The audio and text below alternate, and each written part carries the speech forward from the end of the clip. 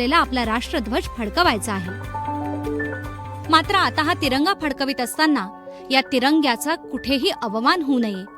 राष्ट्रध्वज कसा लावावा, कधी आणि कसा उतरवावा याबद्दलची संपूर्ण माहिती आपण या व्हिडिओतून समजून घेऊया. आपला राष्ट्रध्वज हा हाताने कातलेल्या किंवा विणलेल्या अथवा मशीनद्वारे तयार केलेल्या सूत, पॉलिस्टर, सिल्क, खादी किंवा लोकरीपासून तयार केलेलाच वापरावा. प्लास्टिक किंवा कागदी झेंडा फडकवू नये. तिरंग्याचा आकार हा 3:2 या प्रमाणात राहील अशी असावी. राष्ट्रीय ध्वज फडकवताना हवामान कसेही असले तरी तो सूर्योदयापासून सूर्यास्तापर्यंत फडकवावा.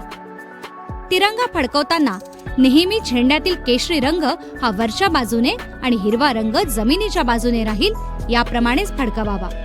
राष्ट्रीय ध्वज लावताना स्तंभाच्या वरच्या टोकावर लावावा, त्याला इतरत्र लावू नये.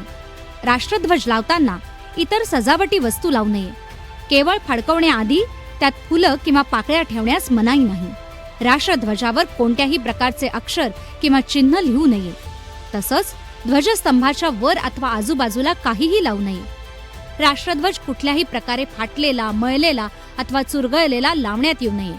तसंच तो एकाच वेळी इतर ध्वजासोबत एकाच काठीवर फडकवू नये.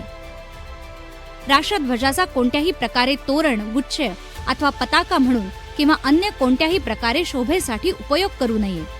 राष्ट्रीय ध्वज उभारताना तो कुठल्याही पद्धतीनं फाटणार नाही याची काळजी घ्यावी.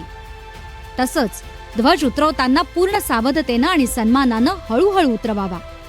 राष्ट्रध्वज उतरवल्यानंतर व्यवस्थित आणि सुरक्षित ठिकाणी ठेवावा.